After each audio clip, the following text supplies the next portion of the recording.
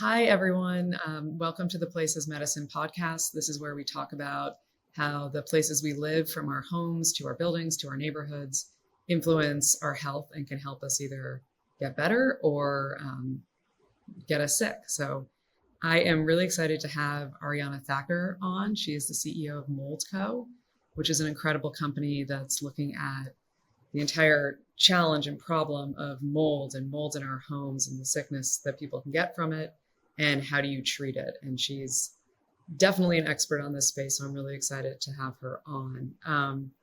So Ariana, I think we can just start off, maybe talk a little bit about yourself, um, and how you got to MoldCo and your kind of harrowing personal story around it. Yeah, absolutely. Thank you for having me. So, hi, I'm Ariana, founder of MoldCo, and it was born out of a personal health journey. I was living in my home in Miami, started experiencing mysterious symptoms such as brain fog, fatigue, rapid weight gain, hair loss, mood changes, and more. And then made the mold health connection in my home, which is a very long story in itself to even make that connection. And from there, it inspired a journey towards getting better. First, there was a lot of victimhood and confusion and frustration, and decided to take control of the situation and find a way towards healing. And when I discovered that for myself, I realized how many other patients and people were impacted by this issue. So then inspired MoldCo. So here we are today offering treatments through our platform, specialized lab testing, which is available nearly nationwide. And we're doing the state-by-state rollout to have the telemedicine and medication portion available to patients nationwide as well. And I think it's pretty serendipitous that this happened to you because you have a really interesting background prior. Do you want to just share a little bit about what you were doing before MoldCo? Because it's incredibly relevant, I think, for what Yeah, you're doing now. for sure. So, a chemical engineer by background, I just always loved problem solving and health and bio. And prior to MoldCo, I was actually running a venture capital firm as a solo partner. So, was investing in largely early stage innovations. I've always loved working with founders and new ideas and ways to scale that to help humanity. And a big focus of that fund was around health, wellness, bio, and bringing that to the individual. So that firm was called Conscience. And I'd say this company requires a mixed bag of skills, a lot of technical know-how. It requires a lot of creativity to solve what we're doing. And it also, I think it does require someone with a personal journey to really deeply understand and be empathetic with this patient, because there is just so much nuance along the way and such a range of emotions that patients experience. So yeah, that's what I was doing prior to MoldCo, is a combination, I would say, of the engineering experience, innovation in healthcare, and then also having gone through it myself. Yeah, I think it's no one wants this to happen to them, but I kind of think like no better person than someone with an investing and engineering background to really, tackle this problem. And so on this problem, give me the high level of just the vast scope of mold and the challenges there. Oh my gosh, so many challenges. So from a healthcare filter, I think it's best described by the journey that so many patients go through. So they, similar to me, they start experiencing this whole range of symptoms. It's confusing. Many of these patients perhaps have never had prior medical issues. That was the case with me, for example. So it kind of hit me like a truck out of the blue. And then they go to their primary care physician. Let's say they've already made the mold health connection. They bring that connection to their doctor. The doctor is responding in a way such as, oh, it doesn't look like asthma, allergy, or fungal infections may be in your head, but let me just refer you to a specialist, plus or minus that kind of response. And then they go to an immunologist, allergist, pulmonologist, neurologist, et cetera, trying to find some sort of clarity from these providers. And the response from these doctors and specialists tends to be to do either imaging or pulmonary function test or laboratory testing. But a lot of these techniques don't pinpoint the issue, which is tied to the biotoxin illness pathway. And then I would say at this point, they would then go to a functional health doctor to try to find answers. And from there, there's a whole mixed bag of different solutions, ranging from IV drips to antifungals to supplements to hyperbaric oxygen tanks, et cetera. So it's not uncommon that a patient will go through this trial and error process and get ping-ponged around by mainstream medicine and then in the functional health world and spend tens of thousands of dollars. And that's typically what we see, sometimes hundreds of thousands of dollars spent. And then there's very little left for remediation and inspection and what's needed to correct the environmental issues or even a relocation altogether. And then there's even so many more issues on the environmental side too. Yeah. And so what is it's crazy, and we'll get into all the health pieces. Mold is generally caused by water leakage. Talk to me about what the state of, American homes and offices with water leakage and ones that could have mold in them. Like, what is the extent of the problem? Yeah. And here's what we know today. Water leakage or dampness or any water intrusion event can be the root cause. So there could be high humidity and that leads to mold formation in the home. There could be a very, what seems like a benign water intrusion event, like a minor rainfall, and that can lead to mold growth in the home, or it can even be pre the home being completely built. It could be baked into the building materials that were left outside in the rain, and now it's incorporated into the home you're living in. So there's a wide variety of ranges and situations that can happen to then have mold in your home. I talk about the mold triangle sometimes on podcasts. I'm going to think of a better term for this, but having that water intrusion event or dampness or humidity, just some source of water, having organic matter, which is mold food, that can be dust, that can be a range of building materials, and then often not having adequate airflow as well. And that's why you commonly see this issue in HVAC systems or crawl spaces or behind the walls where there's not that sweeping event to prevent the germinations. And frequently the mold can grow within 24 to 48 hours once you have the right elements in place. And in terms of the magnitude of the problem, there's been various studies that looked at this. So the more credible sources looked at wide population type studies over 12,000 homes and determined that roughly 50% of these homes had water damage, mold, or dampness that can lead to mold growth if it's not there already.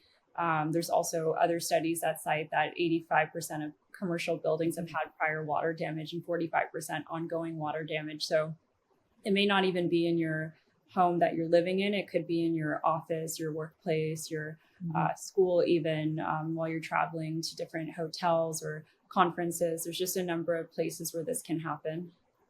And how many Americans do you think are affected by mold-related illnesses? I think the number will shock some people. My opinion on this, which is I looked at a lot of different ways to analyze how large this market could be. And I think it's around 30 million Americans that, one, have a mold issue, and two, are experiencing the health consequences from this. And three, likely won't recover rapidly or at all, even when they're out of the environment. So it's a combination of these 2 or 3 points. And how we landed there, I would say the high level filter is, one, the percentage of homes and buildings impacted by water damage and mold. And then two, this is emerging research, but we're noting a genetic susceptibility to biotoxins, to mold in general. And what happens is that the body's not able to effectively clear the toxins from the body, and it leads to unregulated cytokine production, which then leads to a whole host of downstream events that lead to a state of chronic inflammation. So the thesis on that right now is it could be an antigen presentation issue or poor detoxing methods, et cetera. There's something happening in the body tied to this genetic susceptibility that we've noted in patients that leads to this health outcome when exposed. Yeah, it's so interesting to me. And I think just going back to that 30 to 40 million, I wonder how many of them even have considered mold being the culprit. I think it's likely very small. It could be, oh, it's fibromyalgia. Oh, it's this, I'm that. Like mold is so not talked about. And yeah, that you bring up a really great point. That's a really common misdiagnosis of what's going on. We also see chronic fatigue syndrome, and there's a whole host of these other illnesses that are then identified by a specialist, and then it turns out that mold's the root cause of the issue. So it's a really interesting question, and I also think there's a lot of support and education and awareness happening beyond what we're doing as a company. And thankfully, you're seeing a lot of these influencers speaking out across Instagram and TikTok. You're seeing even celebrities talking about it, big press releases. It's even been featured in HBO and Netflix shows. The Regime with Kate Winslet comes to mind immediately, but it's now entering the cultural mainstream in a way that it hasn't before. So I think there's a lot more people recognizing the mold health connection now. Yeah, and talk to me. Okay, whenever we've spoken about this, and you just mentioned the 25% of Americans who, or people who have this genetic predisposition to having, extreme reactions to mold. And you walked me through it with the different pathways and whatnot. But could you do an overview of that, but very, very dumbed down for the layperson on just how it's really mind-blowing stuff. So just walk us through it. Yeah, and a good visual to bring up as perhaps you're listening to the podcast and not driving is typing in Shoemaker biotoxin illness pathway. You'll see the arrows and guiding text that can really help you better understand what's going on in the body as we understand it today. I also want to caveat that this is an emerging field and we're learning so much more. So what's said here could be later expanded upon or altered after we do a lot more research. But understanding today, you're exposed to these different microbial species, and it doesn't have to be a single mold or mycotoxin. It could be actinobacteria, it could be endotoxins, it could be fragments of these microbial species. It's more than just one microbe that you're typically exposed to. You inhale that. So it's getting inhaled with the air you breathe through the nose and the mouth. It goes to the lungs, and then your body responds in various ways. So the first response from your body, which is the first line of defense, is your innate immune system. And the biotoxins are interacting with these pattern receptors in the body that then trigger this innate immune system response, your first line of defense. And that leads to cytokine production in a way to try to get rid of whatever this foreign invader is in the body. There is a portion of the population, let's call it the 75%, as we understand it today, that can effectively clear what's going on. But then there's the 25% that doesn't recognize this foreign invader or has an dysregulated or improper immune response. And this leads to unregulated cytokine production. And then from there, there's a whole host of downstream issues that you see in the immune system, you see with hormonal responses. And these are some of the markers that we're actually noting in our lab testing. It's tied to this biotoxin illness pathway. And you would largely see that as HPA axis dysregulation. And that leads to hormonal changes in the body, which then presents as various symptoms such as poor sleep. It can show up as fatigue, even low sex drive, gastrointestinal issues. We also see VEGF dysregulated, and that shows up as the shortness of breath or not being able to exercise as effectively, or this general malaise. And then we also see an improper immune response with some of these patients that show up as even a gluten sensitivity too. So the body is now producing anti-gliadin antibodies in response. So there's a whole host of different things that happen as a result of this microbial exposure. And how people respond is really dependent on their unique biology, their history of exposure, if they're immunocompromised or not, their genetic susceptibility, the whole host of microbial species they're exposed to, how acute that is, like is it a high dose exposure or low dose, and the duration within the current environment. If you're only spending an hour a day in a moldy building, it may not have such an impact unless you have such a history of exposure and you're quite sensitive and all the things. But if you're living and breathing and working from home every day, you're likely to feel that, as was the case for me. It took about 6.5 months before I desperately had to leave my unit and find clean housing. It's remarkable. And so there's so many pieces to unpack on this. I think there's the situation where there's so many symptoms presenting. So, you go to a doctor and it's hard to understand how you address it. But I think that first I want to just dig into more the Shoemaker Protocol. How does it work, and how does it address these host of symptoms, and kind of how that then became MoldCo? Yeah, absolutely. And I want to say we're guided by the Shoemaker Protocol. There's some areas of the protocol we had to shift to make it available in a telehealth format because there are quite a lot of steps and hands-on involvement that typically required going in person to the clinic. So to make that available via telehealth, we had to modify the protocol in a very responsible way alongside Dr. Shoemaker and the other pioneers in the space, such as our medical director, Dr. Scott McMahon. So I'll explain what we do as a platform. And the first step is always getting out of the environment. However, we still treat a subset of the population when they're still in the environment.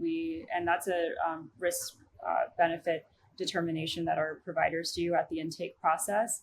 After that, we do typically colesevelam, which is a prescription binder, and that's always prescribed through a licensed provider. And what is a binder for people listening who don't know? Yeah, so that's the colloquial term for colesevelam. It's actually a bile acid sequestrant, and it's prescribed off-label for this indication or this use case being mold toxicity, or sometimes referred to as chronic inflammatory response syndrome. For us, we're calling it mold toxicity through our platform. And the way it works is, and this is how we think it works today, right? We can always discover more and have a better sense, but what we're noticing is that there's a binding of the biotoxins of exposure, and it binds to these biotoxins, which are typically fat soluble, and it sequesters that through a bowel movement. So think of it as clearing the enterohepatic system in the body by binding to these things. And in the published literature, you'll see an older generation of colesevelam, that's cholestyramine, and that tends to have had more symptoms. It's not as well tolerated, but it did have significant symptoms improvement that we saw in the literature in a time series study.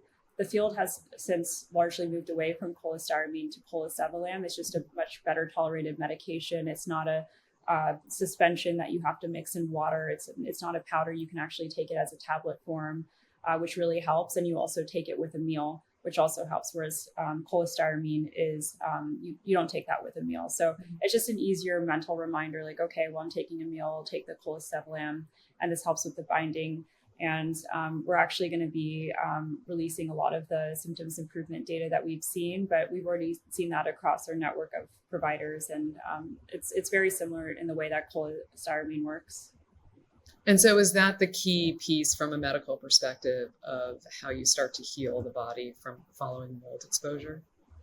Yeah, it's one of a few steps. And the next step in our protocol is an EDTA-based nasal spray. We're actually doing a study now that's comparing that to a xylitol-based nasal spray. So we'll be publishing that. We're setting up the IRB and clinical researchers there. And what the field has noticed, what Dr. Shoemaker and these clinical researchers have noticed, is the formation of something called marcons in the nasal passages, which is an antibiotic resistant staphylococcus bacteria that ends up forming and colonizing in your nasal passages. So to clear that, it's essentially an EDTA nasal spray to remove the biofilm.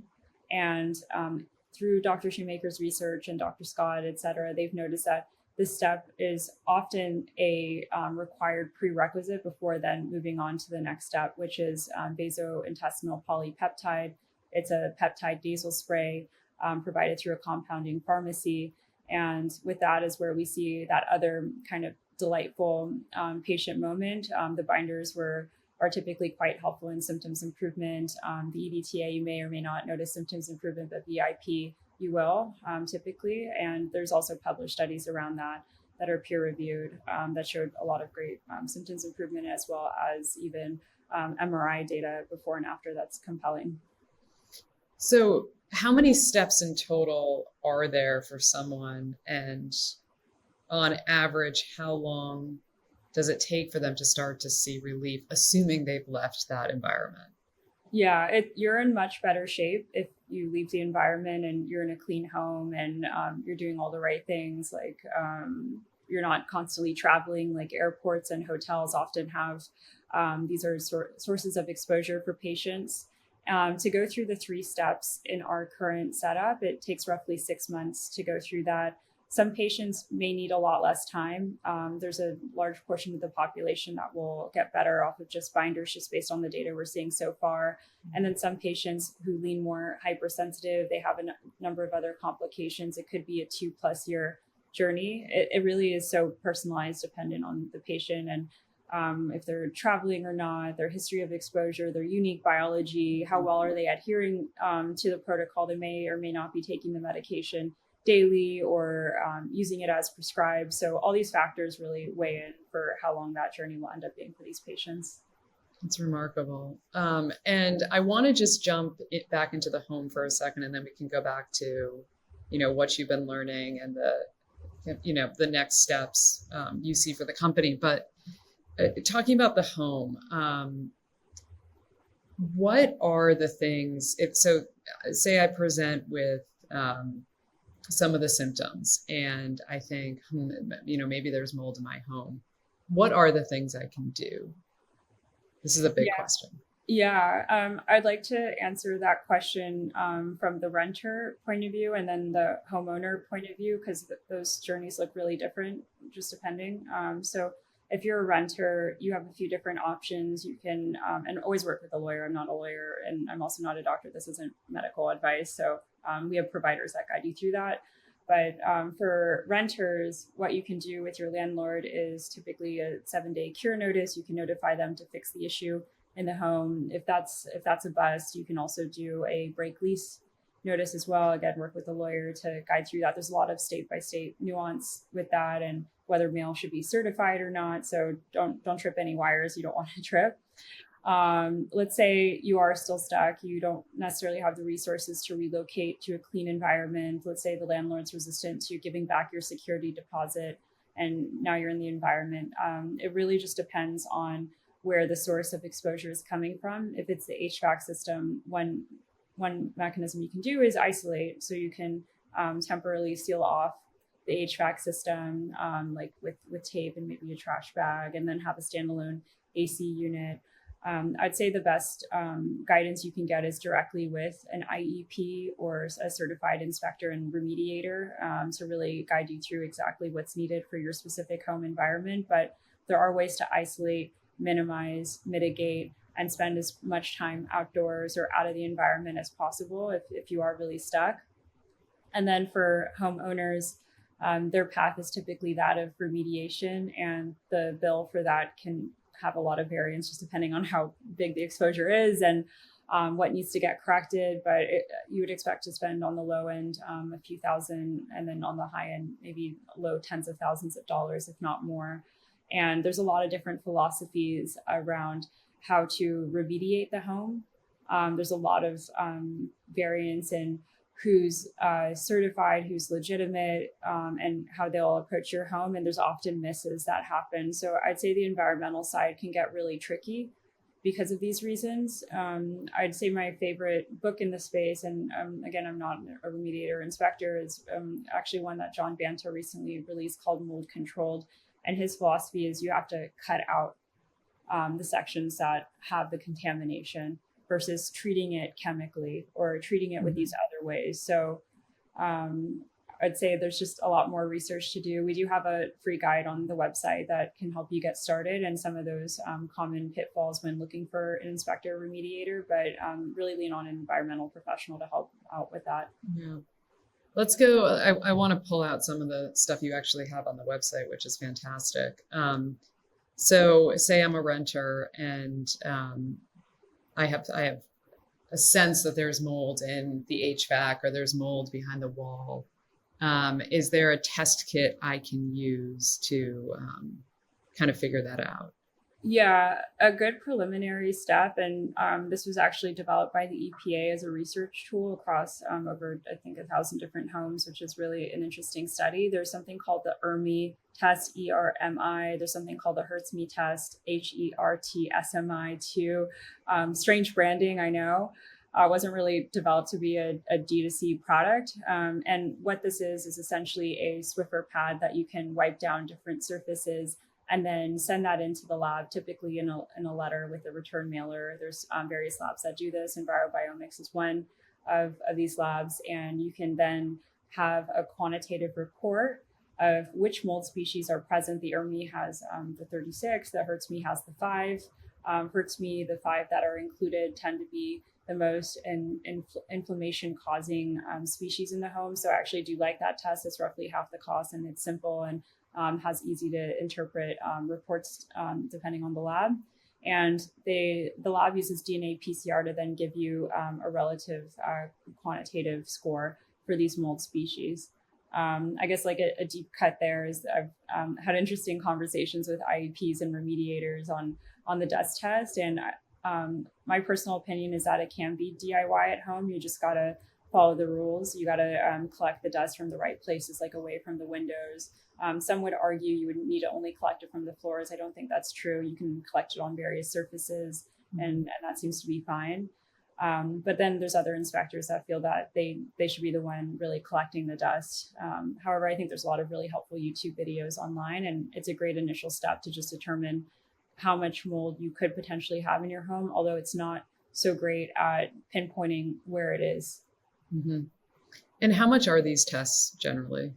Yeah, they range from about $130 to $260 for the HERTSMI on the low end, ERMI on the high end. There are more sophisticated tests that are more comprehensive. You can also include the actinos, the endotoxins, the beta glucans. There's a whole wide range of these different tests. So I would say if you have actinos, you probably also have mold. So I'd still say like going with a HERTSMI or ERMI test is the right first move. And you're buying them then multiple tests for multiple rooms, right? You're not doing the same swab for multiple rooms in your home. I typically do one Swiffer pad for the entire home. You could do room by room. There is a minimum amount of dust that you need on the Swiffer pad to then send it in. I typically don't have that much dust to even collect, so you would have to wait a while and let your home bake, I guess, to get all that dust. And but the room by room, if you can pull it off, is better, because then you can more accurately pinpoint where the exposure is happening. Got it. And then talk to me a little bit about the remediators. And you've mentioned, having somebody test who's different than the remediator because of those conflicts, but talk to me about the remediators and how that works in a rental situation, and ones you really like. Yeah.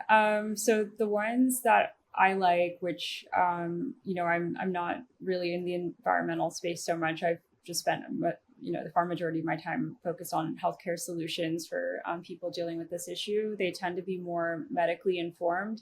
I do want to also highlight that some of the recommendations can be overkill for your unique situation, right? If you're not super hypersensitive, you may not need to draw that line there. And what I've noticed is that line tends to be fixed depending on who that inspector is. They don't move that line depending on you and your unique medical situation. So finding someone with the right certifications, finding someone that can meet you where you are so you're not overpaying or missing really important aspects of the remediation process in your home is really important. Ideally, your remediator is not also your inspector. There's a conflict of interest there. Also, ideally, they do have experience dealing with hypersensitive patients if you do tend to fall into that category. And ideally, they also subscribe to this concept of cutting out the material versus almost masking it. Another issue that has come up with patients after a remediation is that they still stay sick. And that's because there's these dead, I'd call it skeletons left from the remediation process. So ensuring that there's a clean sweep after to make sure that you're not continuously exposed due to those, dead microbial species now in your home. So that clean out process is really important. And then there's also the other concept of porous versus non-porous materials in the environment. So typically anything porous like clothing and books, you would have to then discard, unfortunately. Versus something non-porous, there's a higher likelihood you can keep that and clean it and be okay. But I recognize that that's a really big financial loss for a lot of people. So you can also alternatively keep some of your things in a storage unit to revisit later. But just make sure you have the right protection, like at least an N95 mask when you're going in, ideally some PPE. And that's just, being more cautious than not, just depending on where you're at medically. Wow, that's That's really, really interesting. Just the extent of how bad it can be for some people. Yeah, it could be, I mean, it's life altering for some people. I've Yeah. engaged people that Yeah. are living outside in a tent.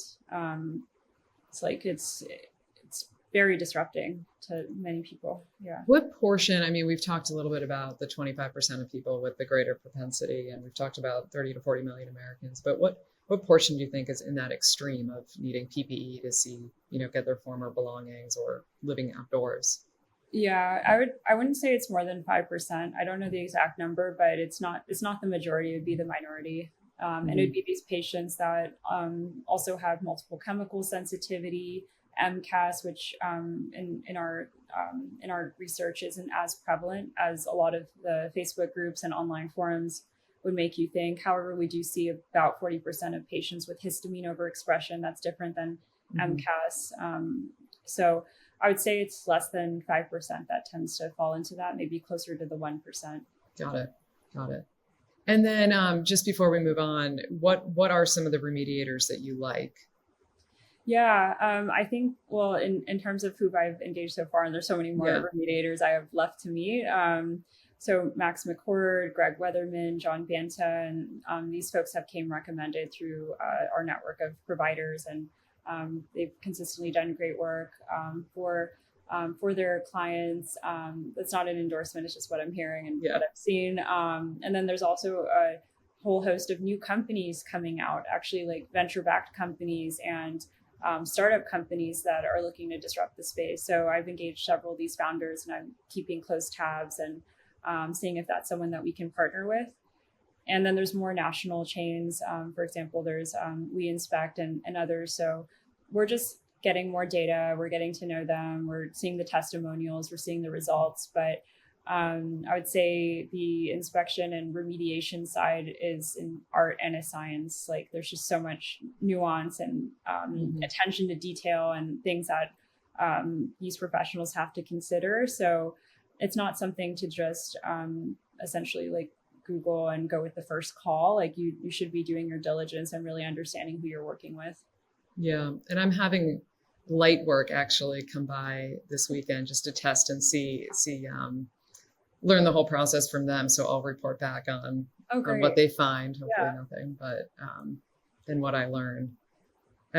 So kind of wrapping up on the home, but so you have an issue in your home, you test it, say it's really bad, you have to leave.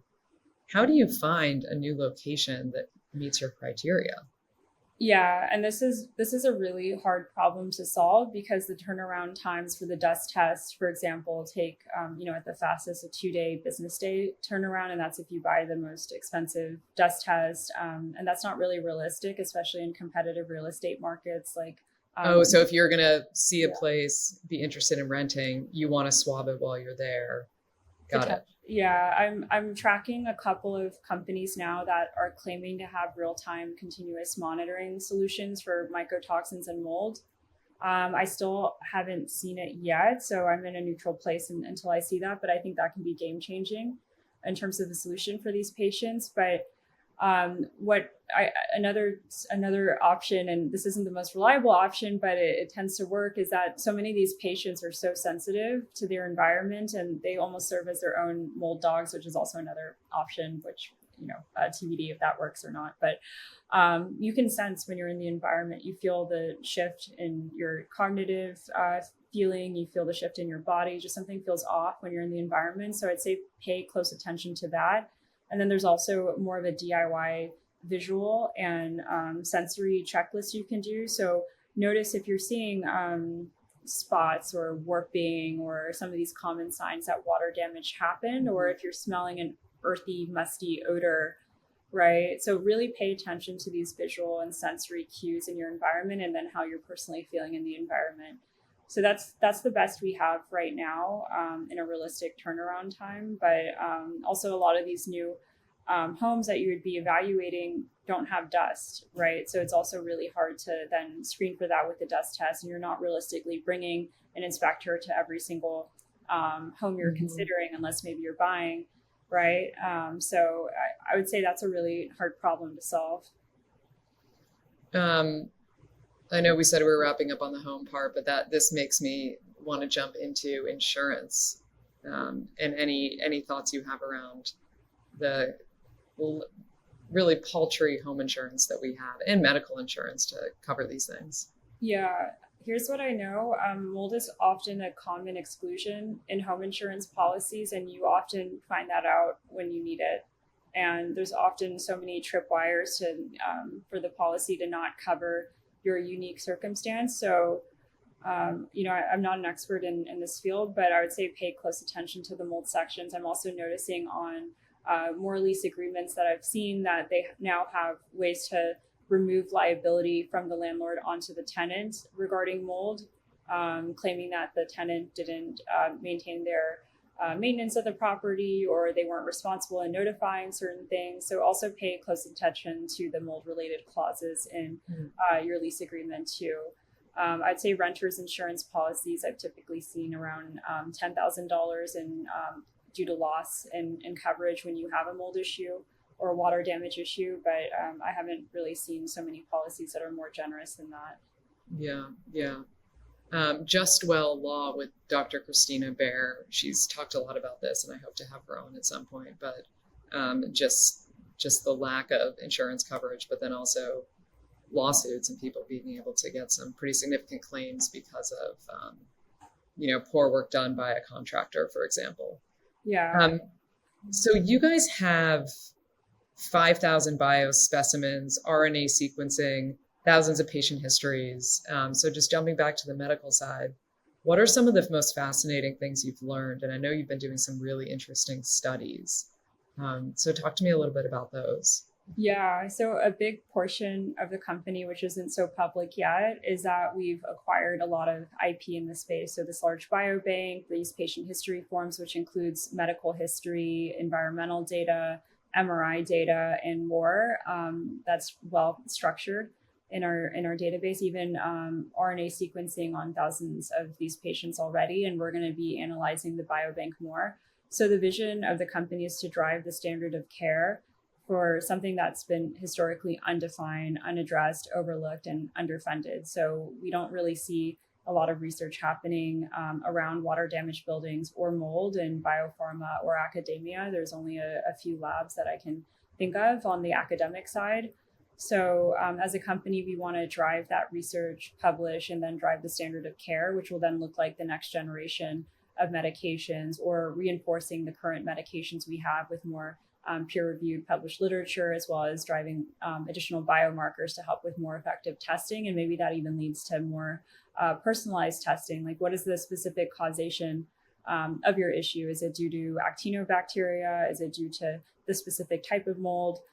Can that change treatment for you? Because right now it is more of a silver bullet, which actually works really great for patients, right? Regardless of what your exposure is, it's the same treatment. But I almost wonder if we can refine that more with this next generation of treatments or something more personalized. So these are some of the questions we're looking to answer. And I think it is ambitious. However, there are a lot of now off-the-shelf tools and partners you can utilize in this more biotech light model. We're not looking to go through the FDA in any specific pathway, potentially a 505(b)(2) if it comes to that, but more so keeping these solutions accessible and also on a timeline that makes sense for patients suffering today, and being able to translate what we learn on the R&D side to our patient-facing side. So that would look more like looking at additional off-label medications for this use case, as well as looking at more peptides and maybe even natural ingredients to then find what works for patients.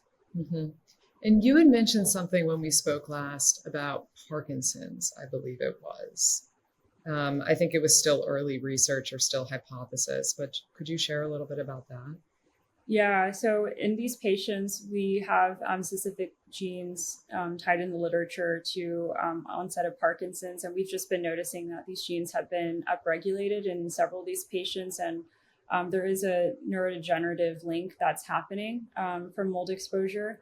And there's also, I'm hearing through the woodwork, personal injury cases as well. And I think what to your earlier comment with Christina and Wella, her work is so important because I think when the personal injury cases come, the systems are forced then to adapt, even if it's not happening at the policymaker level, right? If you're having these high dollar cases happening, landlords have to respond, and folks have to respond when that's going on. And so just going back to the Parkinson's ones, just to explain it. So you're seeing in patients that come with mold exposure that they have the genetic susceptibility to Parkinson's is pushed higher. Explain that again for like a very lay person. Yeah, it's more so the environmental factors triggered the genes to then get turned on. So the genes associated with what we typically see in a Parkinson's patient, there's a subset of genes that are tied to that. Those genes are now turned on and upregulated. And then also through the experience of these providers that have been doing this, like, Dr. Scott for over 15 years and Dr. Shoemaker for around 30 years, they've also seen early onset neurodegeneration, and we're also seeing that in the patient history forms as well. So now we're making this connection to neurodegeneration, Alzheimer's, Parkinson's, et cetera, to mold potentially being at the root cause of that, just because we're seeing a lot of these signals coming up in the data. That's really, really remarkable. So you talked a little bit about symptoms early on, but just to reshare them. If you have a child, what kind of symptoms what kind of symptoms could they be expressing that you might want to step back and think, is this mold?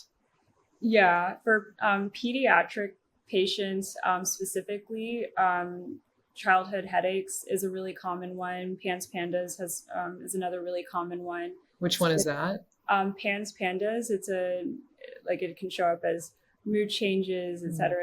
It's a type of diagnosis these kids are receiving.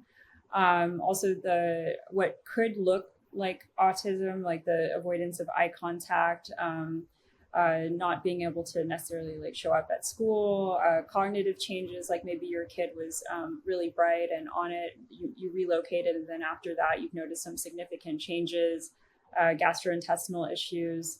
So all these things can show up in kids, and then in adults it looks pretty similar as well. You can look up something called the symptom clusters, and these are the published symptoms that show up in these patients. And it's not just a few symptoms that are related to one system, right? It's not all cognitive symptoms and just your, the nervous system. It's multi-system, multi-symptom. So it shows up as many symptoms and affecting many systems. It's a widespread inflammatory response to microbes in your environment. So beyond that, there's the gastrointestinal issues, the mood changes, hormonal changes, the hair loss, the fatigue, the malaise, this push crash phenomenon that you'll feel like maybe you have energy one day and you don't another day, or you feel like you have that chronic fatigue syndrome. So this is how it's presenting.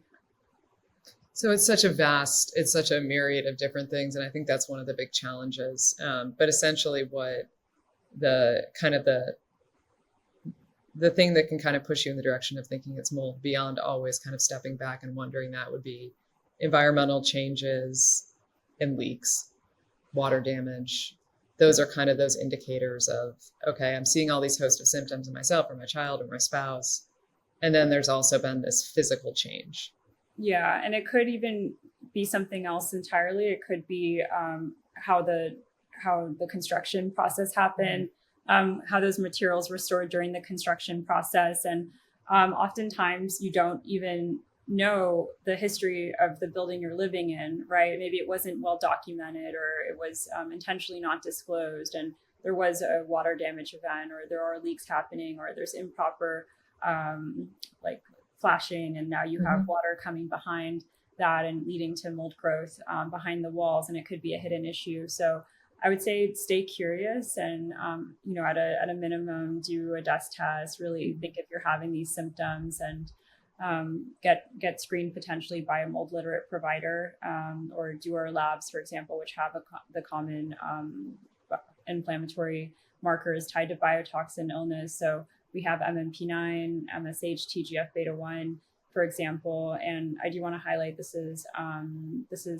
sensitive but not specific. It's a checklist. You have to have some sort of environmental exposure, whether that's current or previous. You have to have the symptoms presentation, and then dysregulation in the markers, right? It's not just one biomarker and you're receiving a diagnosis for this. It's a checklist process. Yeah, I think what you said about staying curious is so critical. I think people are realizing, being aware of their water quality, their air quality, how does that relate to different feelings I have, or sleep, even like, do I shut the curtains at night? How does that affect my sleep? So I think and this is my whole ethos of more awareness of the places we live in and its impact on health. And so it's incredibly exciting what you're doing just to build awareness around the topic of mold, you and many others. So I would love to just wrap by asking you, what's next for MoldCo? There's a lot next. So talk to me about what you guys are doing and what you're excited about. Yeah, so this year we're excited to do the nationwide expansion of the care side. So we're really stoked for that. We've been spending a lot of heads down time delighting patients and making sure that end-to-end process is tight, and then also finding scalable ways to do that affordably as we go nationwide. And a big portion of that is understanding how do we have these care journeys, because it is so personalized to the patient, and it does historically, it has required a lot of provider oversight. So we found ways to make that more automated, embed that in the software, and also bring in new providers into the field, right? There aren't a lot of providers that are skilled at this, and they tend to be tapped out. They have multi-month wait lists. It's really hard to even see them. And some of them have even $10,000 plus retainers to even work with them, or it's $1,000 for an initial visit. So it's just not really accessible. So bringing in new medical professionals, training them, and then having these systems to automate these care journeys is something that we're spending a lot of time on. And beyond that, it would be really interesting to find the next generation of these treatments and diagnostic testing. And then beyond that, having this formally recognized by the FDA would be so cool to see mold testing and screening as part of the primary care visit, your annual visit, just given how prevalent. Wait, mold isn't recognized by the FDA? Mold toxicity and SIRS is not. No, it is not a recognized indication, and there aren't like on-label medications for this use case, which is why we're taking the approach we're taking. It's essentially a way to serve these patients today. That is remarkable. Yeah. And just it's just such a fascinating and depressing thing that this could be affecting, upwards of 10% of the American population. And it's just kind of a pseudoscience for some people.